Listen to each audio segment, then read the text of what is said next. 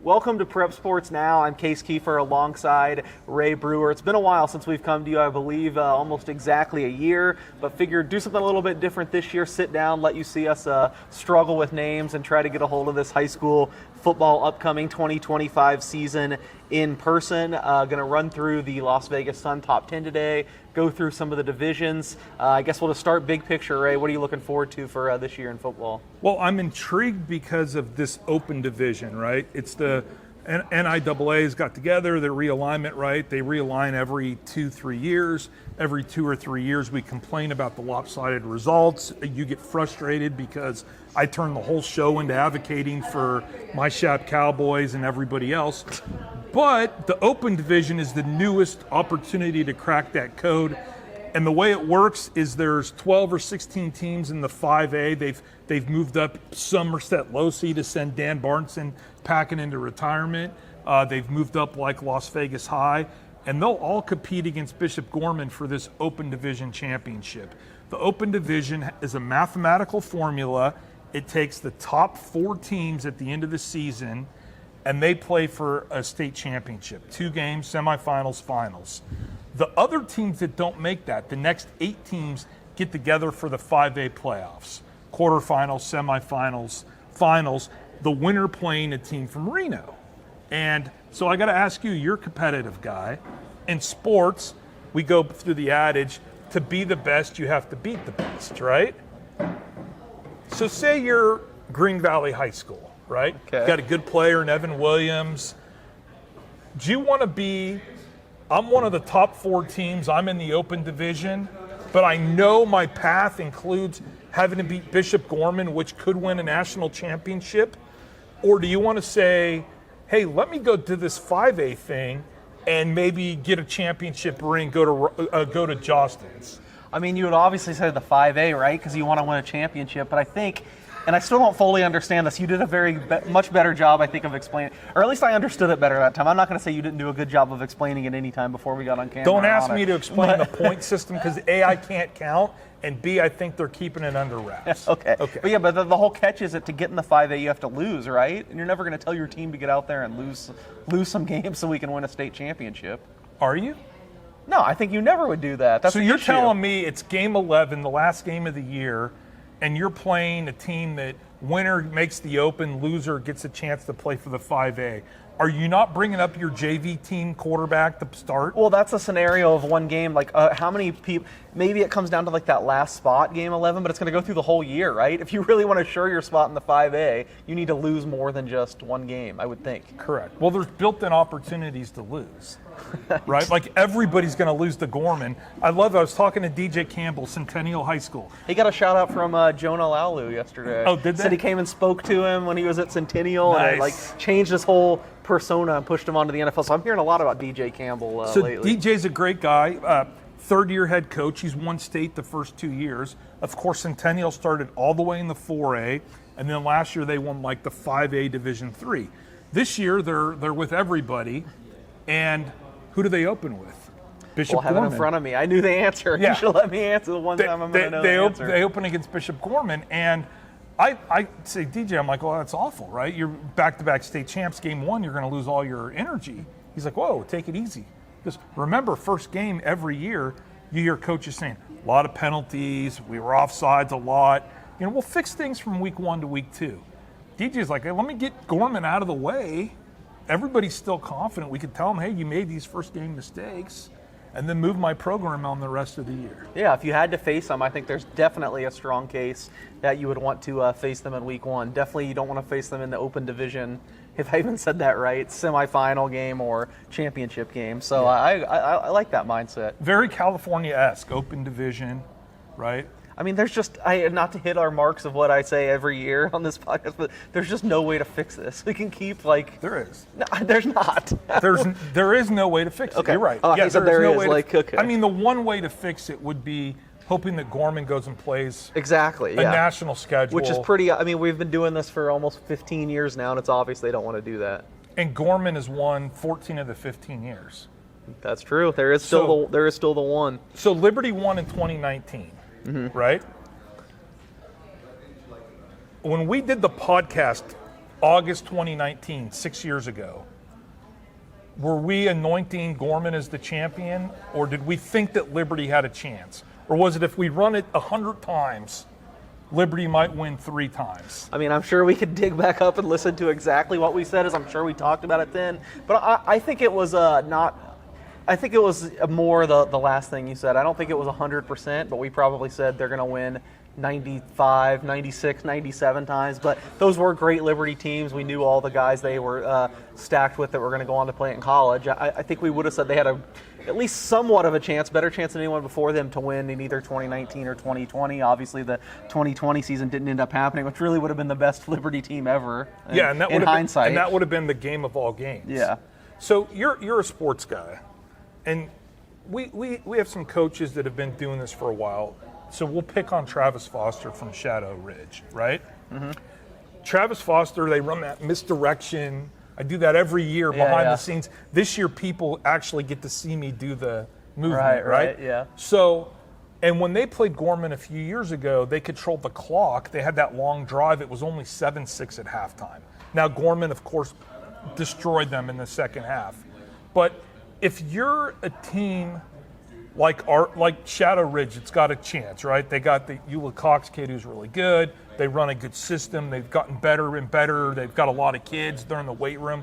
Did you sit your kids down before the season and say, hey, listen, we're playing for second place? No, you're never going to explicitly say you're playing for second place. Okay. I mean, I think you got to have a more proactive, more motivational message than that. I mean, well, from the sounds of it, I mean, a lot of these teams are still potentially playing for state championships. To me, if it's a coach, it's just like, we're going to win every game that we possibly can. I mean, honestly, you should probably treat it to whereas it's like if you get into the top 4, I mean, we got to think, from what I hear, Gorman and Arbor View are pretty much locks to be in that open division. They're right? heavy favorites. Yeah, okay. If you were setting a line, I mean, Gorman is not just, I don't know about Arbor View, I don't know the teams. Gorman is not just a heavy favorite. Gorman is a lock. Correct. It would take an act of God for them not we're to be in the talking open USA division. hockey against USSR, okay. right? So then Arbor View is very likely. Is Liberty very likely too? I think Liberty. So let's go back. Arbor View and Gorman are ranked nationally by Football America. Gorman's number 3, Arbor View's number 122. Liberty isn't ranked of one of the top 300 teams. Liberty has been in the polls pretty consistently a lot of the 14 years we've been doing this, right? Maybe 10 of the 14 years after they got over the Vegas hump, right? And I was talking to Rich Morocco. I was like, hey, you guys kind of feel slighted that you didn't get rated or Arbor View's ahead of you because you gave Arbor View a pretty good game last year.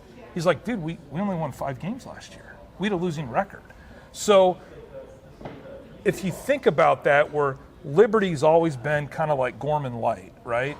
Second best team, like Gorman's got the Nike deal, Liberty's got the Adidas deal. Gorman's going to Hawaii, Liberty's going to Hawaii. Liberty wins a game in Texas, Gorman goes and wins a game in Texas, right? For them to only win 5 games is crazy, and I think that that's going to motivate them to have kind of a makeup year, right? They lost to Coronado for the first time in 16 years. I'm guessing that game's on their radar. So yeah, I think they should be in the Final Four, the open division. I used air quotes, now everybody can see that. I hate that. But yeah, I think they should be in air quotes, and I think Shadow should be in that as well. Yeah. And I just don't know where faith factors in, because I love Jay Staggs, the new coach, former UNLV running Rebel, replacing Mike Sanford. They've got, a really good safety who's going to the University of Washington, 4-star recruit. But faith has always struggled. They don't have speed on the outside, and sometimes they're suspect on the lines. Makes sense. We're jumping all over the place here, but I do want to say about Shadow, I smirked as soon as you brought them up because I'm known as this guy that is always critical of, and not even critical, just always skeptical, I guess, of Shadow Ridge. And I got to say, you sent me your top 10 to talk about. We're about to go through.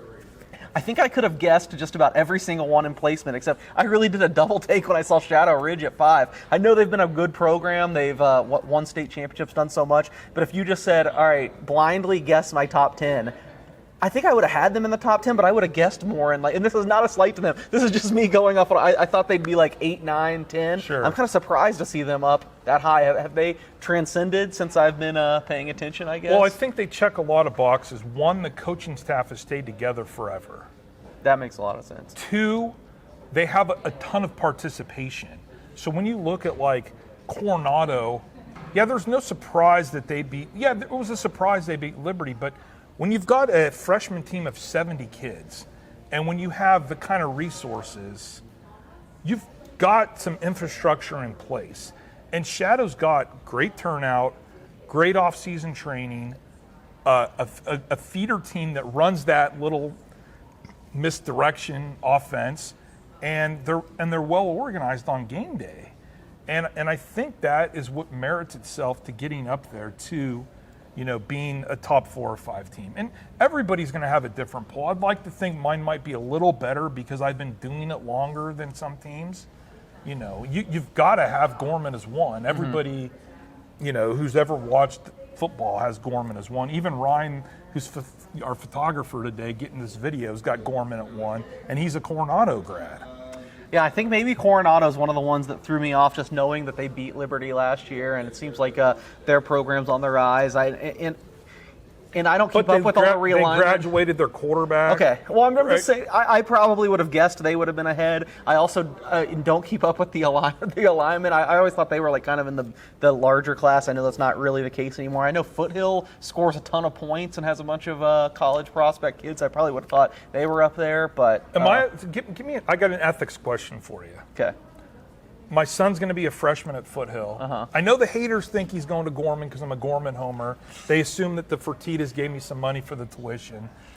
Contrary to popular belief, my kid's going to public school. We love public school. We love One Hill. He's not playing football. Mother's afraid of potential head injury. But he is going to be potentially on one of their fall sports teams. Do I have to say that every week when I pick? I don't think so. I'm like Kirk Herbstreit. I don't think you have. College game day. My honest opinion is I don't think you have to, but I think you will because you have your little marks you hit with all these teams. Yes. Every time, and I think that will be now one of your Foothill things that your son goes there. I love. First of all, they've got a great sophomore quarterback. They've got 2 really good quarterbacks. The sophomore Dobbs, I went to high school at Chaparral with his dad. The quarterback, who's a junior for Coronado, Jackson Humphreys, I went to Shap with his dad, Chris. So when they play, we've kind of got a Brewer, Shap alumni reunion. But I love Foothill. They're going to score a lot of points. They've got some Jimmies and Joes. They could swing it around. They struggle on the offensive line. They got a big tackle in Bear, whose dad, Brandon, played on UNLV's Las Vegas Bowl team. But they're not solid across the board. And they just don't have to me, there's a clear top tier. Gorman, if you're doing tiers, you got the Gorman tier, you got the Arbor Liberty tier, and maybe Shadow in that tier.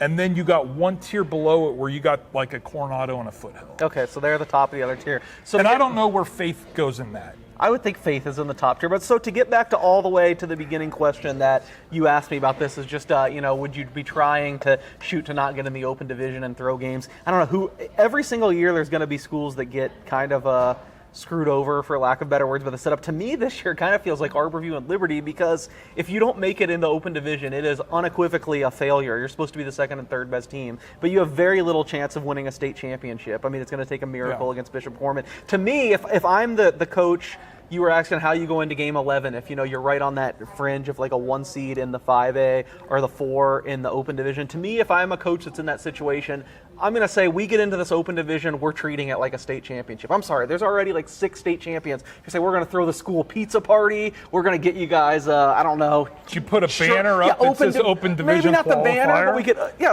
that's how I'm treating it because that should be a bigger accomplishment in some ways than winning a state championship.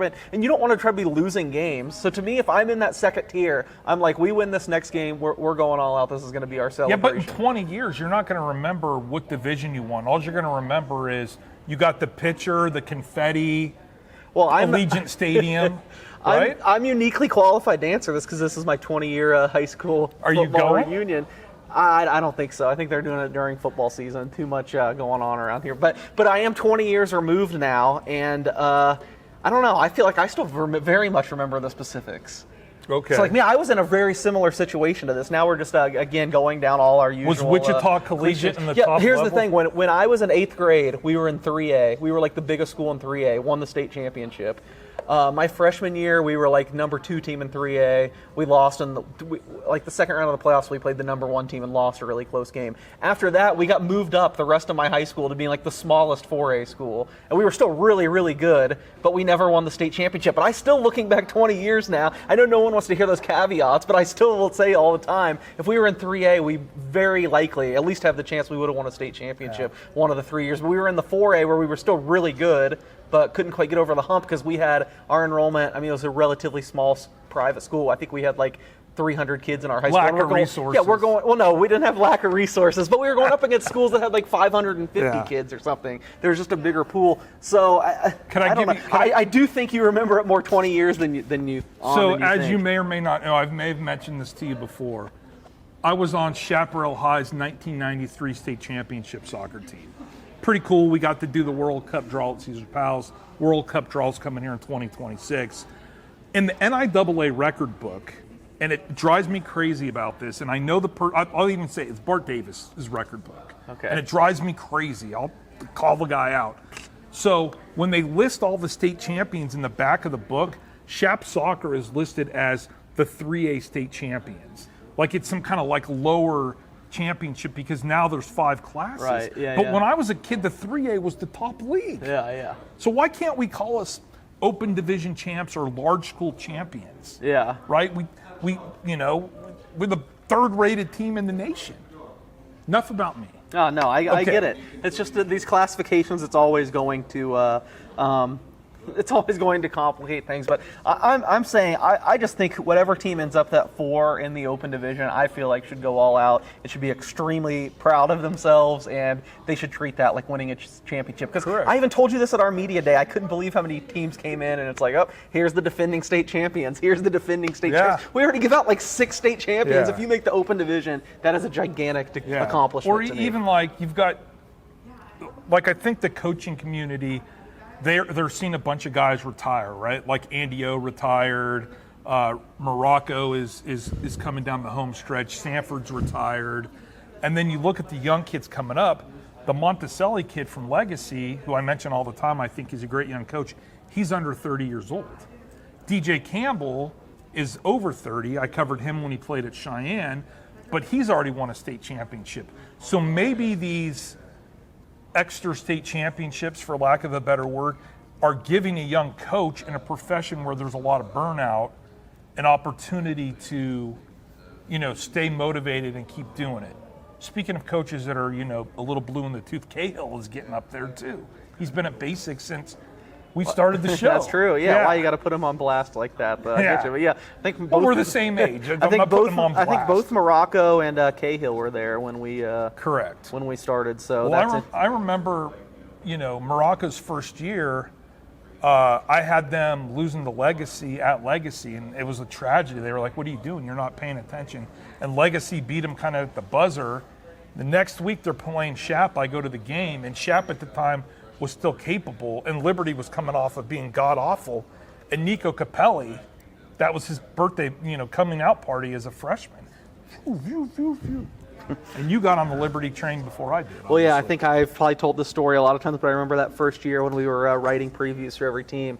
I think you forgot about Liberty. You gave me Morocco's number, like they're going to be terrible. They're always terrible. And they're like, no, we got something now. All right, well, we already kind of touched on them all, but just to go through the exercise, we were going to talk about all the top 10. So quickly, I'll unveil from the top, of course, Bishop Gorman, number 1. I guess the only thing we haven't really talked about is where does this Gorman team rank opposed to other years? Is this just as good as any team they've ever had? Is it more in the bottom tier compared to some of the national champions? What do you think?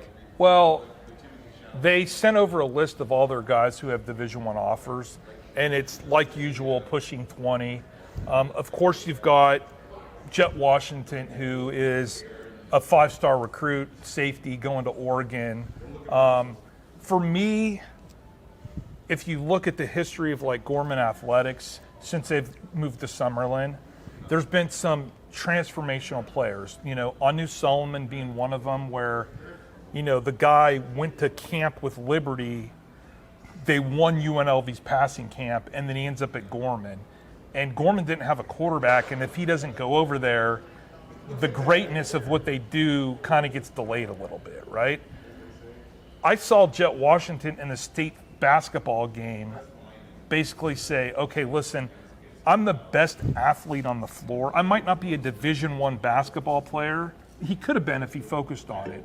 And the guy just took over. And he just, having that kind of great defender on the back end is really invaluable. You also have Prince Williams going to Arizona, defensive lineman. We're talking 90-some tackles every year. Messiah Mingo's back, the wide receiver. He was at Desert Pines as a freshman, committed to the University of New Mexico. Quarterback. The thing about Gorman's quarterbacks is Mike Alejado is at Gorman. At Hawaii. Maka, the current one, is committed to Hawaii. Okay. And if you remember Micah's senior year, he was like 48 touchdowns and 2 picks, right? Yeah. Well, if you look at Micah's stats from last year. And bowling 300s on the bowling Correct. team. Correct. I think a more impressive feat. Yeah. This kid threw for like 31 touchdowns and 1 interception. Wow. So Gorman's just not turning the ball over. Yeah. I know everybody has circled that mid-September game against Mater Dei, which could be the mythical national championship game.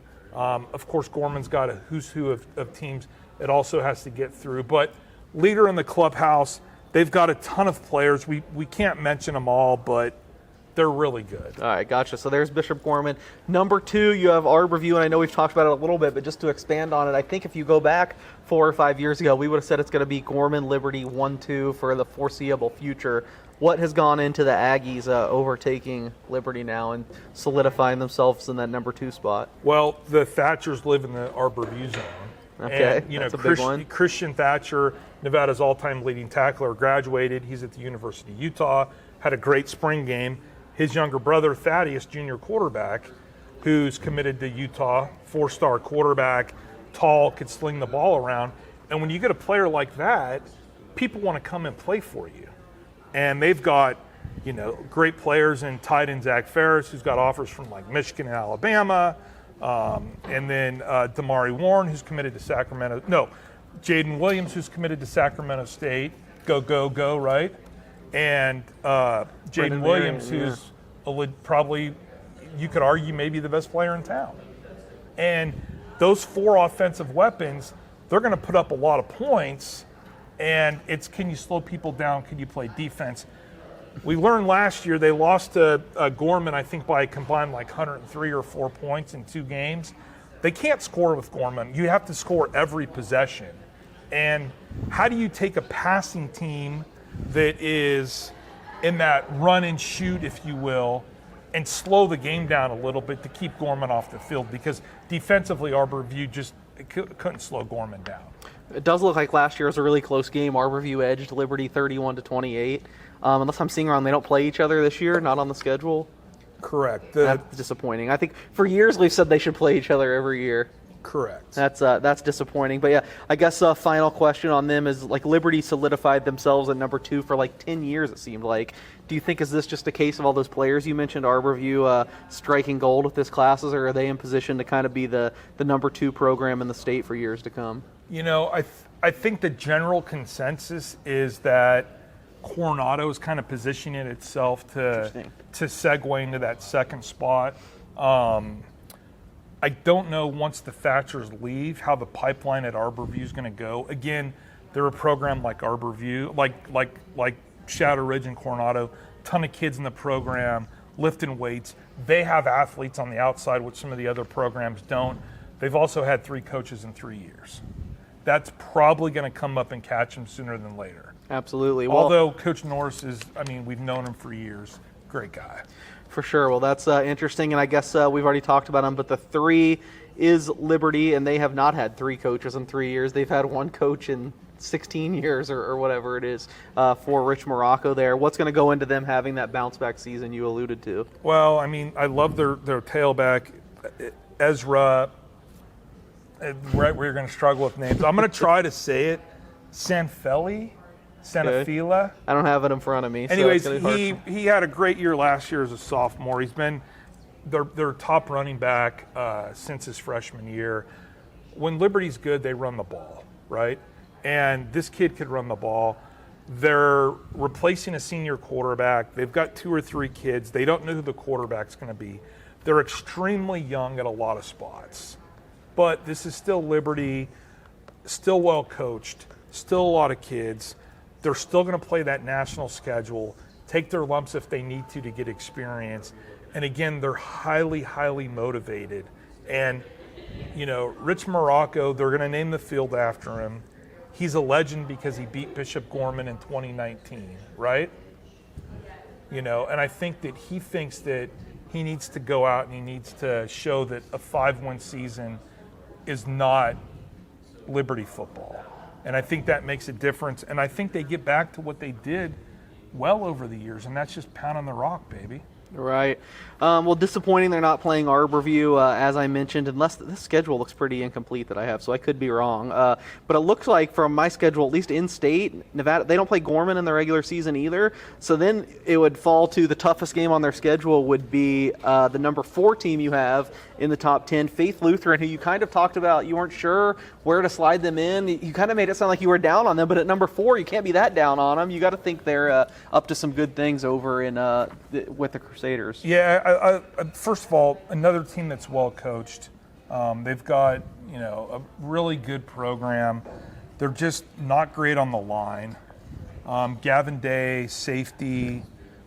He's the real deal. He's going to University of Washington, which they just don't give scholarships out to the University of Washington, right? Absolutely, that's impressive. Joey Nitchie, a really great player on the line.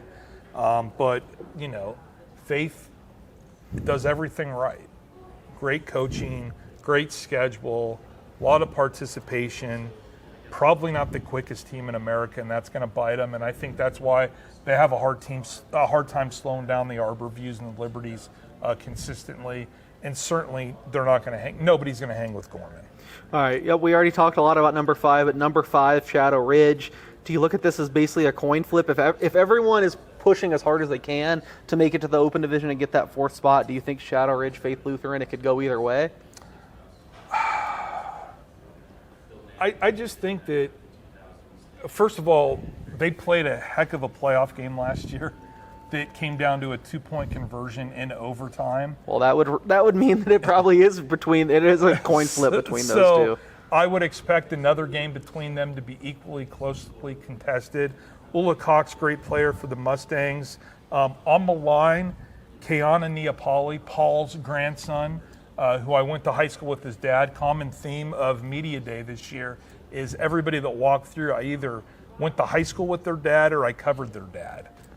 So looking forward to the Mustangs, and of course, Mustangs Crusaders going to be a good game, CK. Yeah, Faith did beat them twice last year. I see 35-20 during the regular season too. So I think based on that, it's fair that you have Faith 4 and Shadow Ridge 5. Again, I'm not the expert Brewer is. I'm not tied in to know all these things about all these teams, but I might have to hitch my wagon to this team that you have at number 6. I remember they were a team I came away impressed with at Media Day. It seemed like they're, well coached, have some things going their way. I don't know if Coronado's not the team that's going to snag that number 4 spot, but you have them all the way at 6. So Jackson Humphreys has got an offer from Sacramento State, junior quarterback. Let's see how he does as being the number 1 quarterback, right? You can't lose. They were so great last year with 2 players. One went to Georgetown, one went to Utah. How do you replace that? Luke Pratt, Ty Roberts, Sean Dupree's got it rolling over there. Great participation. Everybody expects them to take that next jump in his 3rd season. We'll see how the quarterback does. Yeah, I'm expecting a lot of pressure on a kid. The kid's well regarded and highly recruited for a reason. I mean, I just look at their results last year, and not only the beating Liberty, but they come back the very next week and lose a close game to Arbor View. I mean, they smash all these other teams. Great game, which was a great game. They smash all these other teams. I don't know. I feel like you're a little too. I feel like you're a little too low on Coronado. They had a kid that went to University of Utah playing both ways, and a quarterback that went to Georgia. And I completely agree, and you're probably right, but haven't you always been the name on the jersey guy, the well-coached team? It's going to carry over from one year to the next. Why does it not carry over for Coronado? There's a few jerseys. The Coronado jersey hasn't been as it's not the Yankee jersey. But they've been on the up the last few years, though. On the last few years, but not name on the jersey would be Liberty in a coin flip, Gorman in a coin flip. Yeah, okay. Well, Liberty had to start somewhere. In 2009, it wasn't Liberty name on the jersey. They were still pretty good. Correct. I like Coronado. You were on the Liberty curve. And now I'm on the Coronado curve. You get all the credit for that. You are now, the official Liberty bandwagon. No, I'm Coronado curve now. I think Liberty will be better this year, but I don't know if you're making me pick a number 4 right now. I might go Coronado. But anyways, on to number 7. Another. And by team. the way, that kid I keep mentioning, kid that went to Utah, J.J. Buchanan. Okay. Basketball, football, built like a great player. A lot of Utah connections. Hey, Utah's coming down. Sure, they got that pipeline like going. Definitely. Yeah. All right. Well, next we have another team we already kind of talked about, Foothill. Do you think are they in? You mentioned they're kind of in the tier with Coronado. I'm guessing they probably play this year. Is that loom large as a big game you got to circle on the schedule? Yeah, So I October 10th. Is there a problem where Coronado. There was one result last year that Foothill had that bothered me, and I can't get over it? Well, that's fine. Every game's a data point. What is it? Let's talk through it. They were so much better than Basic last year, and not only did Basic beat them, Basic took them behind the woodshed. Right? Battle for Boulder Highway, one of my games that I love. Another one of your things, though, it's a rivalry game. Who knows? Throw the record book out. You're right. Crazy things happen in the rivalry Case, game. You're starting to learn. It took 14 years, but we're getting you trained to where you kind of got everything that's going. But I can't get over that game. Shout out to Dallin Bear, I mentioned earlier, Broxton Bonnet, and Brody Dobbs, the brother of the sophomore quarterback. I went to high school with the Dobbses. I think it was Tyson because there was 3 or 4 of them, but Dad played at Boise State, and I love what Coach Brown does over at Foothill. They're doing a great job, and his son's on staff. Avant Gates is on staff. They love listening to our show. I love them, so we wish them luck this year, and now we've given them some fuel for the Basic game. Hey, yeah, always seems like their games are super entertaining lately, too. They're always like 40-30 or something. Yeah, I know they're focusing on defense. You more got this the year, over, is what you're saying. But I know they're always fun to watch, exciting.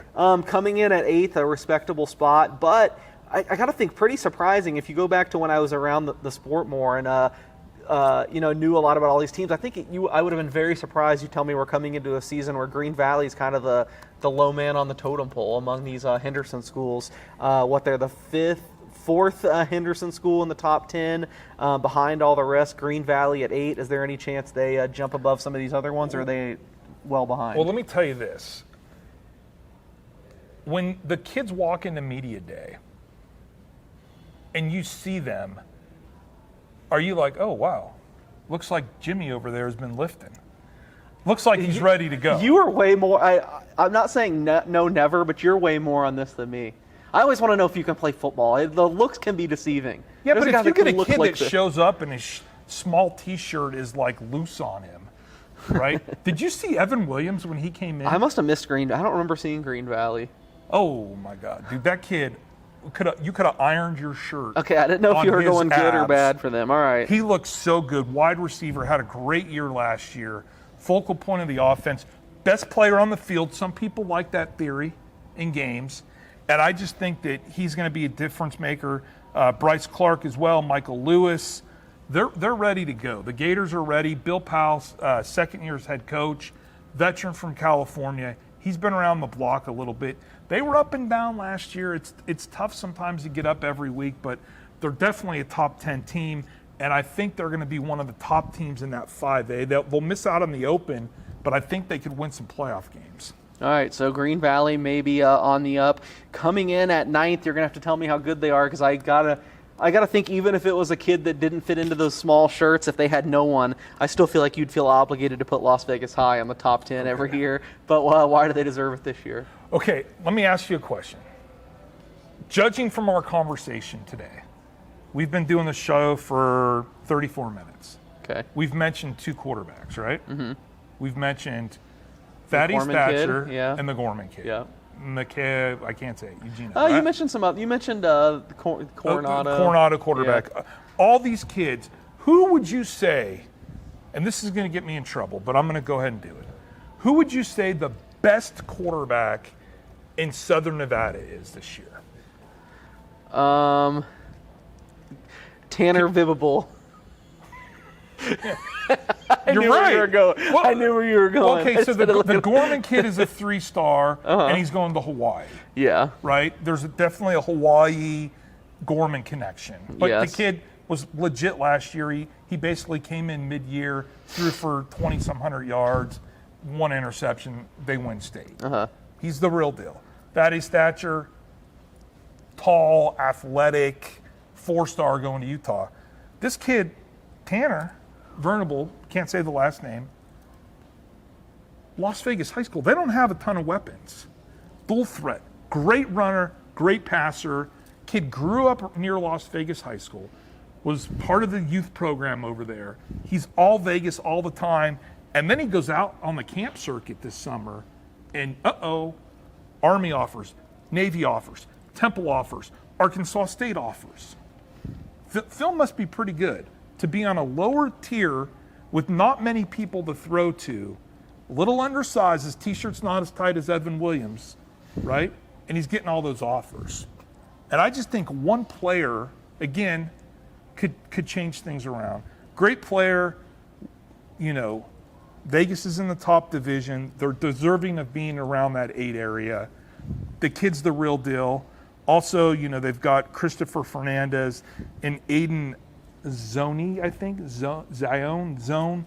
However you say it. My bad. Sorry, I'm going to get some names wrong. Next team. Yeah, for sure. Now, I'm sure you probably figured it out, but I knew you were going with whoever the Las Vegas High quarterback is, so I had to Google Las Vegas High quarterback real quick, and I did get it. Although I would say this is another PSA to be careful of everything AI tells you, because what pops up with him is that Las Vegas High School has a past of developing notable quarterbacks like Ja'Shawn Scroggins, okay, check, and Tate Martell. I don't remember him being a Las Vegas High Wildcat. The AI needs to fix it. Quick trivia for you, because I know you know college football. Where's Ja'Shawn Scroggins, the quarterback? Right now. I should know. I remember last year I might have texted you about it. You did. We had this conversation. Yeah, I can't remember now. Is he at like Arkansas State or something? He's at a school that gave UNLV its worst loss ever. Oh, Howard? Yeah, Howard. He's at Howard? He's Okay. QB1 at Howard. Okay, gotcha. Yeah, his tight end, Fernando Carmona Jr., is lineman at Arkansas, yeah. likely going to get drafted. Right, I know he was at Arkansas. So that's pretty interesting. Do you remember the name of the quarterback? Miles Davis, now at Utah State. Or now, went Utah Bronco State. to Utah State. Yeah. Yep. From BYU, right? Yep. Okay.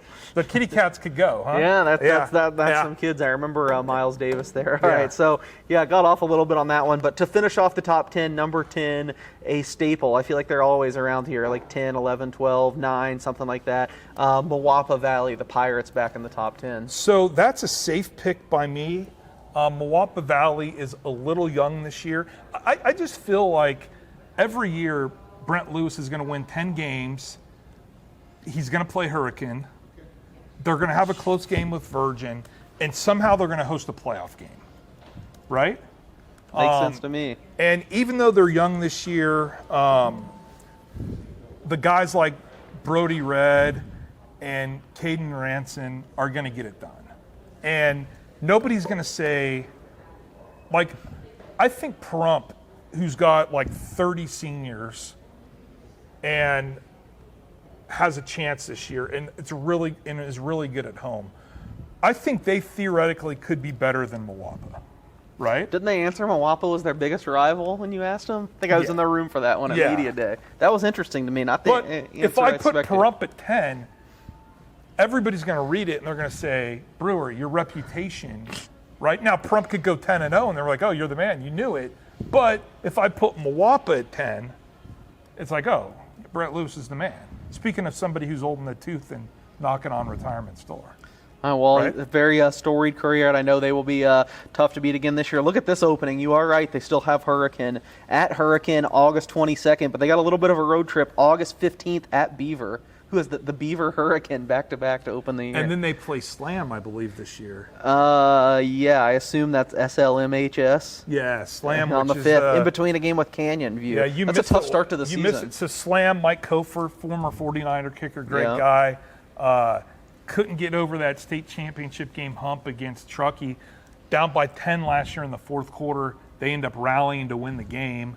They lose their stud running back and DB.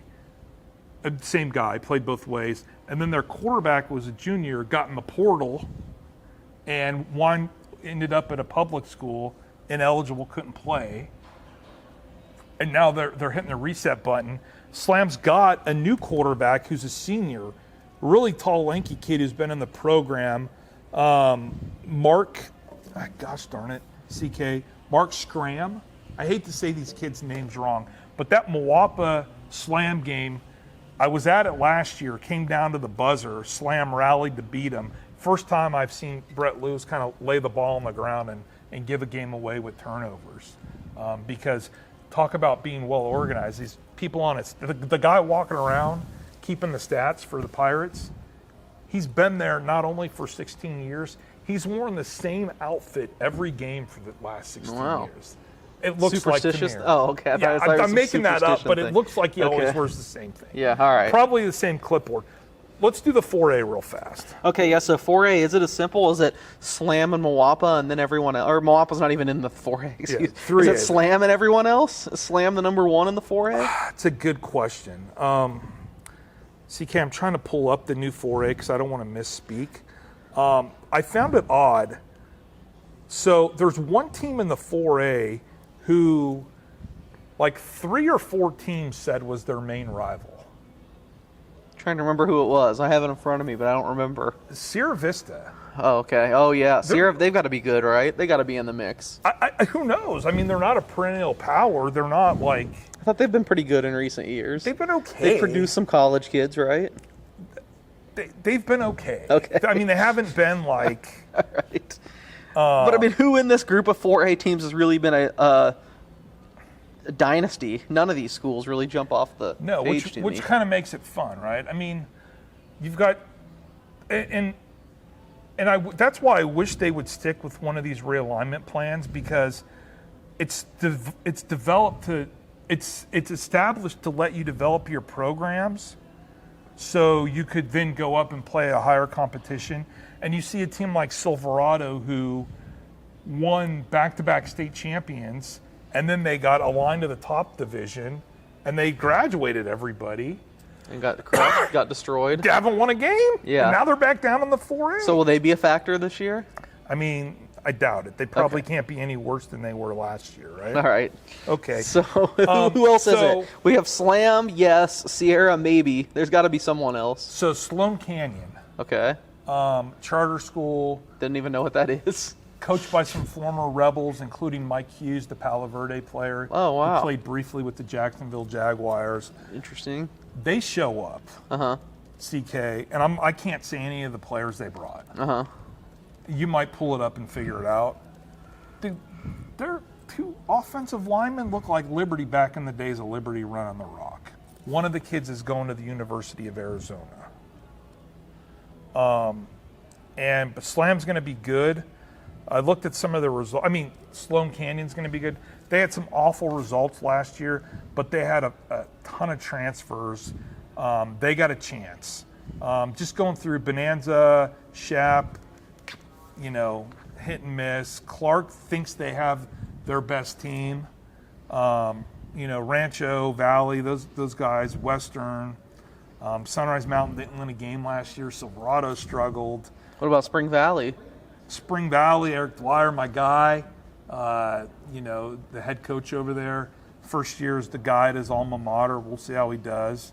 El Dorado lost their best player to Gorman. Their second best player to California. Has to kind of hit the reset button. The Firehawks, as I learned. Yes, the Firehawks. I missed the whole story about their new name. I love what they do at Mater East over there. They got a ton of people. East, yeah, it seemed like they were confident. Two is a great guy. Right.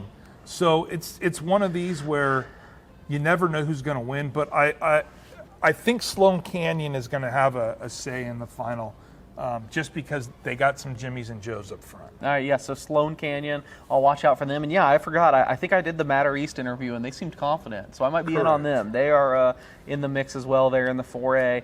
Obviously we talked about the top 10, so we hit on a lot of the programs. But before we finish up with the 3A, are there any other of the 5A programs worth talking about? Or there's still a handful we didn't hit. I know you praise the legacy coach so often. They've had a good run, but they're a notable exclusion from the top 10. Where are they at? Yeah, they're another team. I feel like I have to justify why I left them out, but they return Zion Henderson. They've also got Tamir Young. They've lost a lot. It's going to be a relatively new team going up a class. They're probably top 15, not top 10. All right, yeah, I'm trying to see if any of these other schools stick out. Canyon Springs with major pride. San Diego State over UNLV and Boise. Sounds like they got a real kid to build around there. Yeah, Canyon Springs. I feel like every year with Canyon, you kind of get the same narrative. They probably have some good skilled position players, maybe not the best on the lines. They're definitely not in the open contention. Maybe squeezing in that final 8 and see if they could get hot. Yeah, it is crazy. For as much as we say things don't change, there has been a pretty big shakeup since in the last several years, because Desert Pines was in like the 2-3 range for a long time. Now they are a complete afterthought. It looks like they're kind of in a rebuilding mode. So, first of all, you know me, I'm an East Side guy, CK, right? And they've had Michael Taylor still there. He's a great player. They've had maybe 3 coaches since the season ended, and they're just not. After David Hill went to Georgia, they're just not getting the players on the magnet school enrollment anymore, and they're relying more on neighborhood kids, and there's just not enough neighborhood kids to go against the likes of Arbor View. Like Isaiah Morris isn't coming through, Nate Grimes isn't coming through, right? Markel Grayson's not going to be your quarterback. And they're very, very young, and there's a lot of pride over there, and that DPP, right, Desert Pines product, still reigns true. There's just a smaller pool to pick from, and they're probably in that 15 range as well. All right, just a couple other teams to mention before we move to the 3A. I got to think it's going to be tough sledding for them, but how about one thing I never would have believed when we started doing this is that Mojave, the Rattlers, kind of turned into a power for a little bit on the lower levels. They were one of those state champions I was talking about, but it's probably going to be a lot tougher moving up a class this year, right? Yeah, so Mojave, you've got to give them credit that, they had a historically good run last year, a great defense.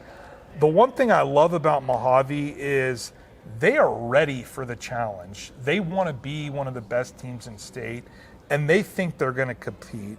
And, Justin Blakely on the offensive line is a kid who doesn't lack confidence. He's going to play in college.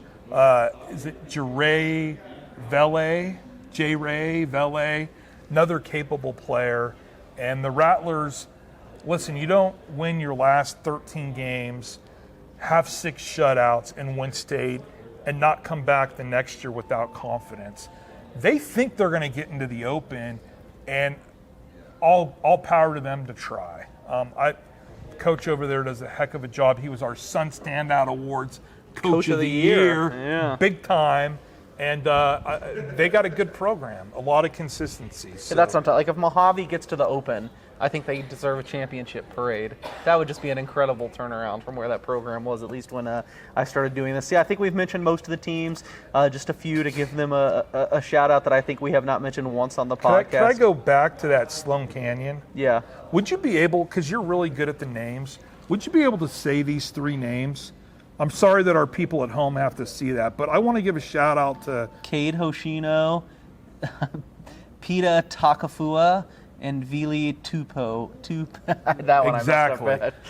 They're going to be good. Okay. Okay, go ahead. Watch out for Sloan Canyon. Correct. Yeah. And I was just going to give some love to a few of the teams I don't think we've mentioned once on the show. We said Dan Barnson retired, but otherwise didn't talk about Somerset Losi, but they feel like they have a pretty good program in place. It's going to be tougher on the 5A. Of course they've got Karen Daniel, 4-year running back, maybe the best running back coming back, so we'll look out who's going to play college football. I hate that Somerset got elevated all the way to the top. I do find it funny that Gorman has to play a road game there this year because they basically have no locker room for the opposing team. So they're literally going to store them at the grade school, the Pinecrest. So you're going from modern day national mythical champions to, Craig Road and Losey in the grade school. But go ahead. Just the other teams we didn't mention that I'm assuming probably have their work cut out for them, but you never know.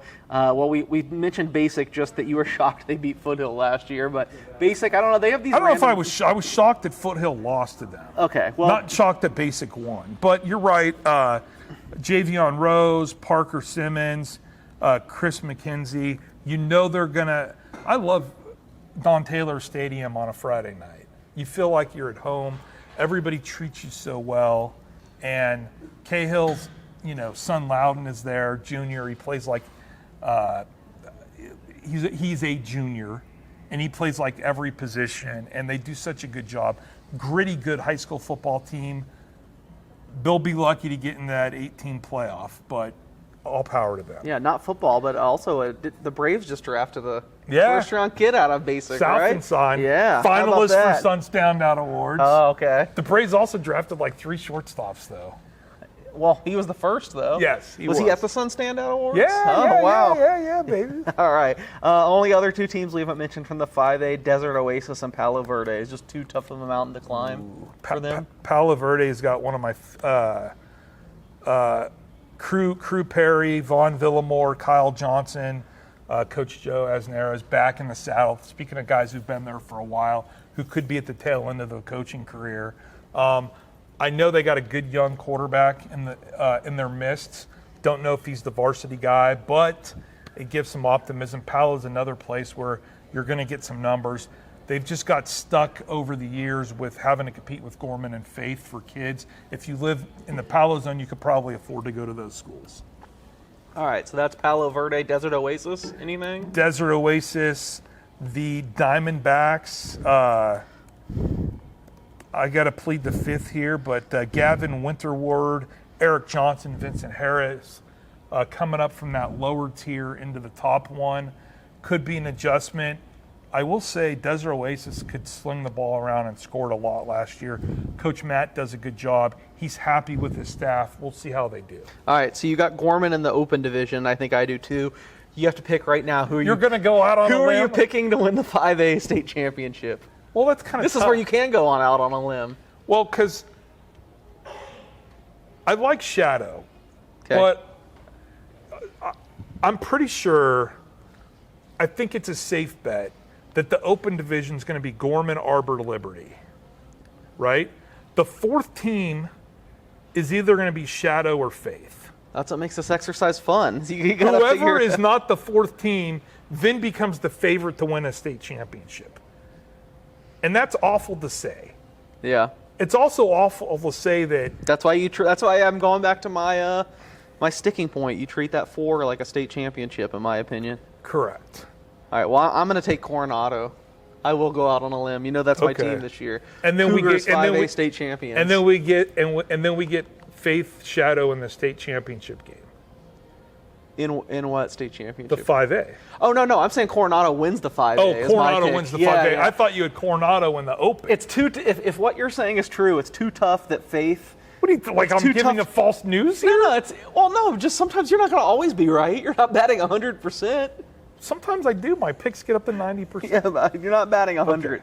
Okay. I'm trusting you that it's going to be Faith or Shadow to get the number 4. And if it's as close as you say it is, it could be either one. So just give me a Coronado team that I think is already on their level, as referenced by last year when they beat Liberty, came back the next week and almost beat Arbor View. Coronado 5A state champions. You heard it here first. Did J.J. Buchanan get like a 5th-year eligibility? They got all these other kids. They got a good coaching staff. All right. And maybe we'll see how it goes. Okay. But you, at least I did the exercise and picked one. You're still wiggling out. Oh, it could be either Shadow or Faith Lutheran. Got to put you on the spot. Pick one. Who's your state championship pick in the 5A? Well, because here's the odd thing. If Shadow's in the 5A, they win it. If Faith's in the 5A, I don't know if they win it. Because, again, they don't have the athletes on the outside. So it sounds like you better pick Shadow. Shadow's got to be your official pick then. Yeah, but maybe Shadow gets into Who cares? You got to pick one. maybe the subject of our show should be shadow or faith. All right, and I picked Coronado. And neither. And you pick Coronado. All right, I'm going with shadow. All right, that does it for the 5A, and I guess quickly we will touch on the 3A. What only looks like 6 3A Southern teams. Is it Mojave Valley and everyone else? I know Democracy Prep's been pretty decent in recent years, I believe. Virgin always thinks they can beat Mojave. You just made a case for Pahrump. Not sure about the Meadows and Boulder City. How's this one break Well, down? Boulder City had a ton of injuries last year, CK. And they've got some kids that could play. They also have my guy, Denny Crine, is the baseball coach over there. And he's brought a lot of kids from Deep Henderson into Boulder, and some of them play football. Cam Matthews, Trey Adams, Seth Kirby were some of the guys we met at Media Day. And I wouldn't count Boulder out. I'm really high, and I hate to say this, but I'm really high on Pahrump. I got to meet Coach Tom Walker for the first time this year. He's got that, what's that show on TV everybody likes? Guys have all those long beards. Really popular show. I don't know. The guy died. The guy died? The older guy, like the grandpa, died. Duck Dynasty? Duck Dynasty. That was popular like 10, 15 years ago. I don't have the cable plan. We're a little behind the times. Okay. I don't even know if that show exists anymore. He looked like he could be on Duck Dynasty with that beard. But those guys have been playing together, just like Boulder and Mojave and Virgin. They've been playing together for years. But Boulder's young, Mowapa's young, Virgin's young. Pahrump is not young. And you don't win at Pahrump. Nobody wins at Pahrump. It's a struggle. Games are closer at Pahrump. They actually get a ton of people that go to the games, right? Did you see the kid wearing the cowboy hat at our media day? Yep, yeah. First cowboy hat in the history of Las Vegas Sun Media Day. Yeah. So shout out to Austin Alvarez, Jack Walker, and Kane Horby. Sounds right. They think they got a chance. And I think they got a chance partially because of their longevity of playing together and partially because some of the teams that have been good the last few years might not be as good. Also, my guy, George Baker, the touchdown maker, who former Centennial coach, former Valley coach, was the O-line coach at Liberty. He moved to Pahrump, and he's now their O-line and D-line coach. Interesting, yeah. He's he's been on a lot of different jobs. Well-traveled, I like that. Yeah. But in the 3A, where they run the ball 70% of the time, and a lot of the athletes look like each other, like every kid in the 3A is 6'1", 150. The fast kid runs the ball, the slower kid plays offensive guard. Do you think that having that guy coaching your line might help out? You would certainly think so. It's just tough for me. I guess I'm going to the Ray Brewer name on the jersey theory. I love that. It's tough for me to go with Pahrump over like Mojave or Virgin. And yes, I think Virgin has to be in the conversation. I know you said they're young. I feel like every year you were down on Virgin. And I believe they beat Mojave last year and knocked them out of the playoffs. I think we're living in a world where Virgin is just as good as any of these teams. Did Virgin knock Mojave out of the playoffs? If the schedule I'm looking at is probably correct. Probably right. They beat Mojave 13-6 and then lost to Truckee the next week. You're right, and they do return their starting tailback from last year. They also have Kobe Perry and Dallin Moshi, I believe. And again, Matt Woods does a great job. They're well coached. You know what to expect from them.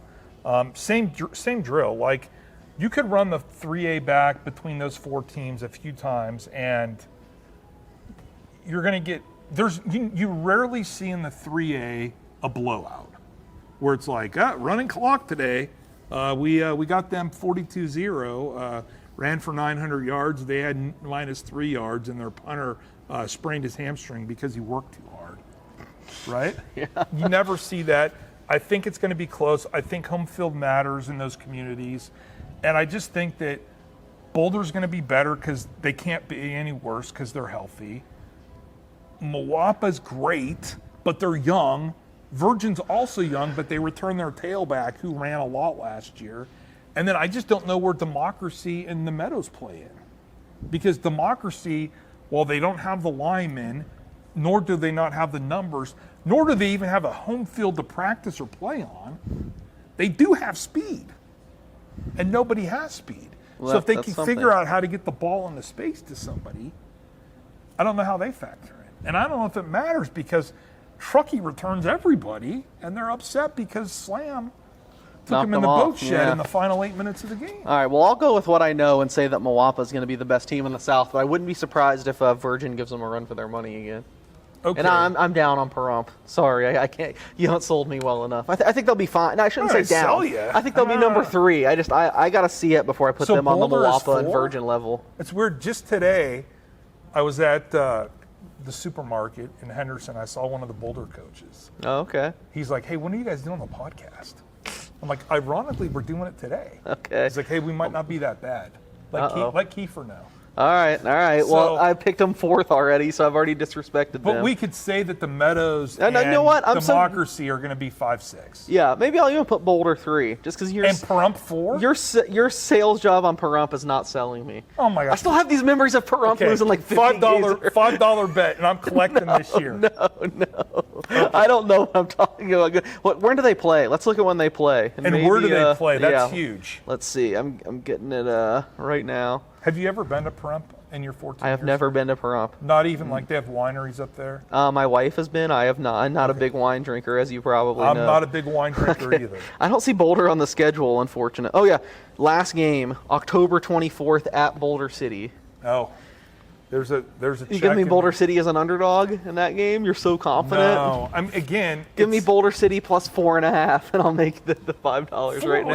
You're telling me Parump's like the best You have team. a 14-year history of giving me the worst possible Not number. true. That's not true. I bet you're up on 4.5. this. Okay, 3.5. What's the The way you're talking about Pahrump, it's got to be more than a field but goal. in college football, a sport that you know, right? Yeah. And you know gambling a little bit, right? Okay, yeah. What is the home team? If Penn State's playing at home at 5 o'clock on ABC, the number's going to be different than them playing at Ohio State at 9 o'clock Well, on yeah, ESPN. so I was going with the presumption if it's at Pahrump, they're going to be over a touchdown favorite with the way you're talking about it. You're totally lying. No, I promise. You're if you would have telling asked me before we did this, I would have said with the way you were talking, Pahrump is a touchdown favorite at home. I would think that Pahrump and Boulder, every year, it's a touchdown game. For somebody to be a touchdown favorite, they got to win by 10 in my book. I'm not hoping they win by 7 and they get the extra point to cover. I just think that game should be Pahrump -6 at Pahrump and pick 'em in Boulder. No way, I'm not taking. Not with the way you've talked about Pahrump. There's no way I'm taking What would you a make pick 'em. Mawapa at Pahrump? Which I don't know where they play this year. Yeah, let's see if they play there. I'd probably make Mawapa like 3.5, 4. That's a great line. That's a great line. Well, I guess we're not going to find any common ground here. I'll just say I'm picking Boulder in that game, but I think they should be, based on what Brewer's saying, they should be an underdog. Will Democracy Prep win a 3A game? I just said Democracy Prep had been getting better. I guess that was a couple of years ago. They had like a 500 year. It looks like last year was pretty rough. And they have no field. Yeah, that's tough. The Meadow, the Meadow's just a wild card. We don't know anything about them. Well, the Meadows went to the 2A state game like 3 years in a row. Okay, so they're probably halfway decent. Well, I mean, the 2A, you're playing like Lincoln County and Southwest Eastern Christian Academy. Okay, and they go at the Meadows. I'll say no. Democracy Prep doesn't win a game. Okay. Is that fair? That's fair. All right. That's fair. All right. Well, I think unless you have any parting thoughts, I think we've gotten through all the teams. Just everybody knows who I'm rooting for on Friday night, right, CK? Foothill? It's either the listeners and the fans will say I'm rooting for Gorman because I'm a Gorman homer. Yeah. You're thinking I'm rooting for Foothill because my son goes there and I eventually might know some of the kids. But in reality, I'm rooting for the orange and black, the Shap Cowboys. Shap for hell. We didn't even talk about Shap. I know. How did that happen? I don't know. Not one mention. All right, well, Chaparral, look out for them. Yeah. Sorry for skipping them over. I guess they're No, you did it intentionally. Yeah, intentionally. Tell Giovanni Molina, Hayden Rogers, Angel Gomez, you wear that uniform, you walk out, and you just know that you're supporting all the brothers that came before you. And so it's going to be a fun year. Real fast, I got some housekeeping. Case is only contracted to do the Prep Sports Now podcast once a year. So if you want to be on our show, if you're Brad Talich and you're going to be the best guest, or Nolan Cohorst, and you want to talk about kickers, hit me up on Twitter at RayBrewer21. Friday nights, make sure you go to LasVegasSun.com. We're going to have all the scores up, and on social, I'm going to have as much stats as I can. Looking forward to another great year of high school football. And if you're a community member, go support our local high school kids. Man, these kids only get 5 home games a year. Let's make it a great celebration for them. We're looking forward to championing them and hopefully getting some kids for the Sun Standout Awards. For Case, I'm Ray, and shout out to our guy Ryan, the Coronado grad, who's with us this summer from Portland State. You're outnumbered 2-1. Coronado's going to be great this year. You're a Liberty grad? I didn't know that. Okay. Well, that changes everything. Ryan, a Liberty grad, for filming this and getting it on YouTube this year.